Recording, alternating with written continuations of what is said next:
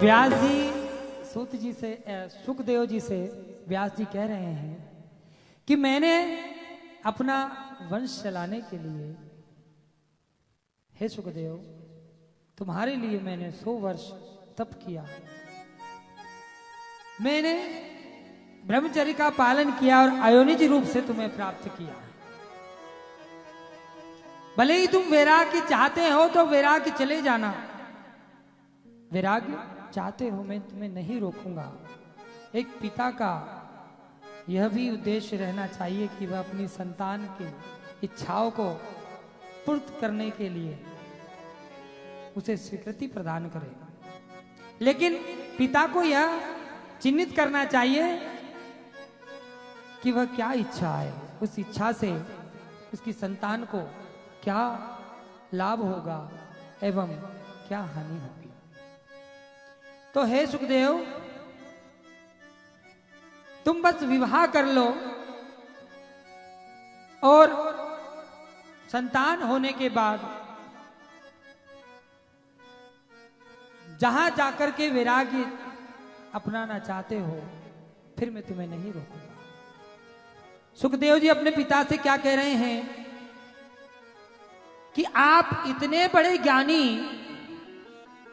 इतने पुराणों को रचने वाले, स्वयं उस बंधन से बाहर होकर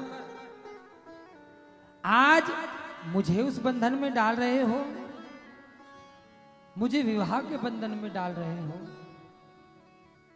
भला आज तक कोई विवाहित पुरुष वैराग्य प्राप्त कर सका है? अरे क्या विष्णु विवाहित है तो क्या उन्होंने वैराग्य प्राप्त किया? शंकर विवाहित है तो क्या उन्होंने वैराग्य प्राप्त किया? तो हे गुरुवर, हे पिता, हे व्यास जी, आप मुझे कोई ऐसा व्यक्ति बता दें जिसने विवाह के बाद वैराग्य प्राप्त किया। जहां तक मैं जानता हूं कि विवाह के बाद व्यक्ति, मनुष्य इस संसार के माया लोप में विलुप्त हो जाता है, वासनाओं में तृप्त हो जाता है और वह अपने पूर्ण समय का, जीवन का नाश कर देता है। मैं आपसे प्रार्थना करता हूं कि आप मुझे इस प्रकार अपने जीवन को व्यर्थ करने के लिए विवश ना करें। सूत जी बड़े क्रोधित होते हैं और सूत जी कहते हैं कि रिश्तों में बंधने के बाद पूरा जीवन व्यर्थ हो जाता है। अंतिम समय में कोई रिश्ता किसी काम का नहीं है, मात्र उसकी शरण काम की है, इसलिए मैं उसकी शरण में जाना चाहता हूं। लेकिन सुखदेव जी के पिता व्यास जी मानते नहीं हैं और इधर सुखदेव जी अपनी हट पर मानते नहीं हैं। और सुखदेव जी क्या कह रहे हैं कि रिश्ते नाते नाते हैं